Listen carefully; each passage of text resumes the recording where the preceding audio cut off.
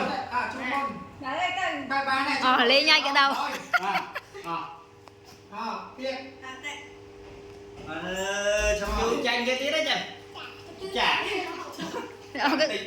Sọc chú lực đấy quá dân ta cái đầu thấu mà chú. Cái chăn giỏi đấy đâu cây quỳnh. Chăn đấy đâu cây quỳnh.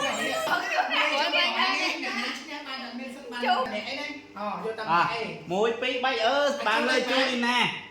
Lên đọc pi. Pi này. Lên pi bạn không biết. Đây này. Hay. Mùi pi bay rồi 200 á. Thôi sụp luôn mà. Cái đồng khét này. Tí ai. Khổ. Đấy không bọc mà. Đấy không. Mà cho vào đang mong viên đó chưa? Mùi pi bay. Ôi đấy.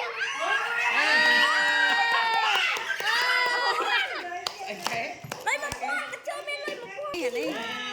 Đây. Bạn lôi tiên sọc châu à. Bạn thấy nè. Mà chị tôi thông minh.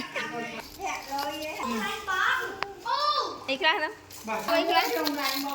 Ơi sọc châu bạn sợ mà. Chị nằm quá. Lôi về.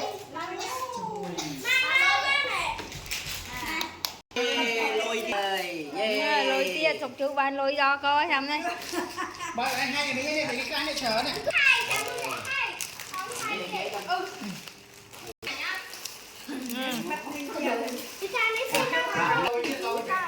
Lôi tia. Cái này là bỏ không nhưng cái. Ủa nó bị bỏ nhóm lái nè. Ủa nó bè đó chơi nhà tôi chứ là nữa. Vụ ấy đó. Mà qua phải 2 chân. Bạn chở nó con nào hủi sợ hối với con. Lâu cho nó. Nó slide man. Slide man. Đi phố nào. Mình bù. Cái